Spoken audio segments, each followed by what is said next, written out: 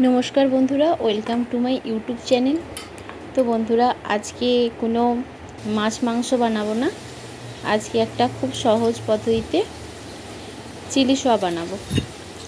तो बंधुरा chilli soya बनाबार जोन्नो फार्स्टे सोयाबिनगुलोके आमी किछुक्षण भिजिए नियेछिलाम। तो भिजिए नेওয়ার पर যখন একটু নরম হয়ে গিয়েছিল তার মধ্যে লঙ্কা, পেঁয়াজ, রসুন, কাঁচা সরিষার তেল, লবণ, হলুদ এগুলোকে ভালোভাবে মিশিয়ে নেব। এগুলোকে মিশিয়ে আমি মোটামুটি আধা ঘন্টা মতো ফ্রিজে রেখে দেব, যাতে ভালোভাবে এর মধ্যে চলে যায়। আর যখন ভাজবো তখন একটা এর মধ্যে ডিম দিয়ে দিয়েছি। খুব বেশি তো সয়াবিনগুলো ছিল না, অল্পই ছিল, যার জন্য একটা ডিমই দিয়েছি। এবার ডিমটা এর মধ্যে ভালোভাবে মাখিয়ে নেব। শুধু ডিম দিইনি, এর মধ্যে কর্নফ্লাওয়ারও দিয়েছিলাম। আর একটু অল্প সামান্য চিনি দিয়েছিলাম ওর মধ্যে, যাতে ভালো কালারটা আসে। এবার এগুলোকে ভালো করে ভেজে নেব। বন্ধুরা, ভিডিওটা ভালো লেগে থাকলে অবশ্যই আমার চ্যানেলটিকে সাবস্ক্রাইব করে দেবে।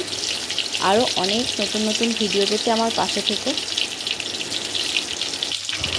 ব্যাস, এগুলোকে ভালোভাবে ভেজে নেব। তো মোটামুটি এগুলো ভাজা হয়ে গেছে, প্রায় লাল হয়ে গেছে।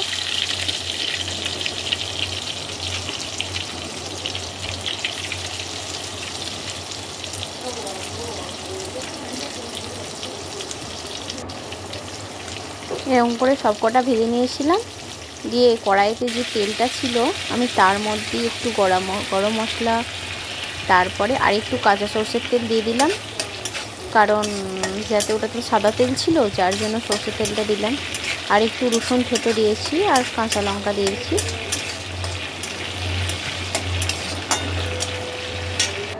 এরপর এর মধ্যে হলুদ গুঁড়ো দিয়ে দেব, যাতে একটু কালারটা ভালো আসে।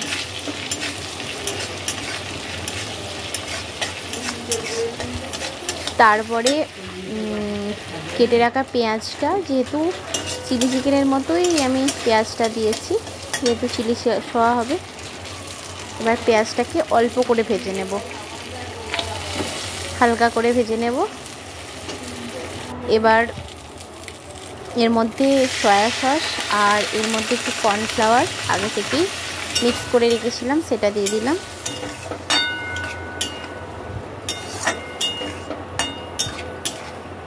দেওয়ার পর এবার সয়াবিনগুলো দিয়েছি, দিয়ে এবার ভালোভাবে মিক্স করে নেব বা কষিয়ে নেব। একটু অল্প সামান্য চিনি দিয়ে দিলাম, কারণ একটু ঝাল ঝাল মিষ্টি মিষ্টি হলে খেতে ভালো লাগে।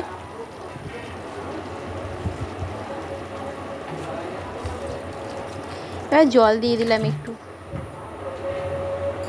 কারণ খুব শুকনো শুকনোও করব না আর খুব বেশি গ্রেভিও করব না, একদম মাঝামাঝি লেভেলের হবে। এবার এটাকে ফুটতে দেব। বন্ধুরা, আশা করি ভিডিওটি তোমাদের খুব ভালো লেগে থাকবে। ভালো লেগে থাকলে অবশ্যই লাইক করে দিও। দেখো, এবার কিন্তু আমি টমেটো সসটা দিচ্ছি, কারণ শেষের দিকে দিলে একটু টকটা বেশ ভালো লাগবে।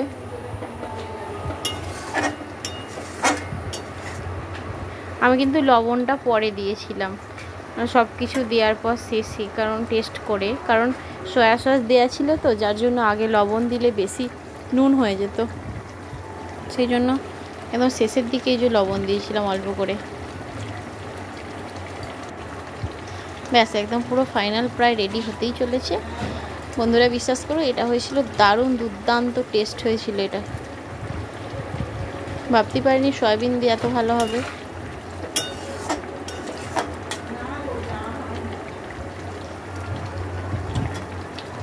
একদম রেডি হয়ে গেছে। বন্ধুরা, কিন্তু চ্যানেলটিকে সাবস্ক্রাইব করতে ভুলে যেও না, অবশ্যই করে দিও। এবার শেষে একটু আমি গরম মশলা দিয়েছিলাম আর একটু গোলমরিচের গুঁড়ো ছড়িয়ে দিয়েছিলাম ওর মধ্যে, কারণ শেষের দিকে একটু গোলমরিচ দিলে খুব ভালো লাগে টেস্টটা।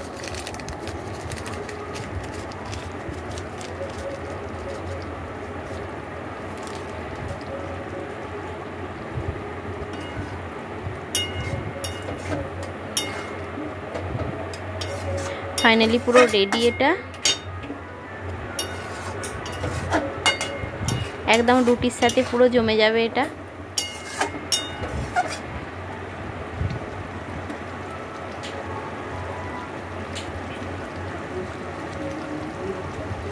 তো দেখো পুরো রেডি হয়ে গেছে।